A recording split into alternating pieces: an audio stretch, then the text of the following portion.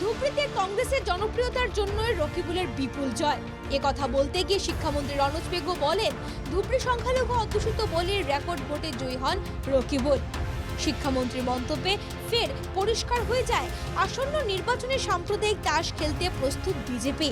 দুধ নুয়ে গিয়ে সেটাই আবারও স্পষ্ট করে দিলেন শিক্ষামন্ত্রী রনোজ পেগু। শিক্ষামন্ত্রী বলেন, ধুবড়ীতে কংগ্রেসের জনপ্রিয়তা নতুন করে বাড়েনি, বরং আগে থেকেই ধুবড়ীতে তাদের জনপ্রিয়তা রয়েছে। সেজন্যই 10 লক্ষ ভোটের ব্যবধানে ধুবড়ী লোকসভা আসনে জয়ী হয়েছে কংগ্রেস। কি বলেছেন রনোজ পেগু একবার শুনে নেওয়া যাক। জনপ্ৰিয়তা বৃদ্ধি পাইছে নহয়, জনপ্ৰিয়তা তেওঁলোক তাত আগৰ পৰাই আছে। তেওঁলোকে 10 লাখ ভোটৰ ব্যৱধানত ধুবুৰীৰ সাংসদ হিচাপে তেওঁলোকে জিকিছে আৰু সেইটোৱে প্ৰমাণ কৰি দিয়ে তেওঁলোক কাৰ পাৰ্টি, কোনসকল মানুহৰ ওপৰত তেওঁলোক নিৰ্ভৰশীল। আৰু এতিয়া নিৰ্বাচন আহিছে, একেখিনি কথাই হ'ব। গতিকে আমি কৈছোঁ এইখন এটা আমাৰ সভ্যতাৰ যুঁজ।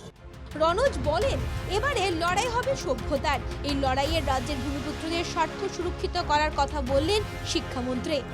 পেগু বলেন, ভারতীয় মূলের মানুষের হাতে যেন ক্ষমতার রাজ থাকে সেই চেষ্টাই করতে হবে। গতিকে আমি কৈছোঁ এইখন এটা আমাৰ সভ্যতাৰ যুঁজ আৰু এই সভ্যতাৰ যুঁজখনত আমি অসমক সুৰক্ষিত কৰিব লাগিব। অসমৰ ভূমিপুত্ৰ, অসমৰ খিলঞ্জীয়া ভাৰতীয় মূলৰ মানুহৰ হাতত যাতে ক্ষমতা থাকে তাৰ বাবে আমি অসমখনক সুৰক্ষিত কৰিব লাগিব। প্রদেশ কংগ্রেস সভাপতি গৌরব গগৈকে কটাক্ষ করে পেগু মন্তব্য করেন, অসমকে বিপদে ফেলার পরিকল্পনা করছেন গৌরব। বিদেশিদের হাতে অসমকে তুলে দিতে চাইছেন গৌরব এবং গৌরবের এই স্বপ্ন কখনোই পূর্ণ হবে না বলে মন্তব্য করেন শিক্ষামন্ত্রী। বিদেশি বলতে পেগু সংখ্যালঘুদের দিকেই ইঙ্গিত করেন। অসমখনক বিপদাপন্ন কৰিবৰ কাৰণে গৌৰৱ গগৈৰ পৰিকল্পনা।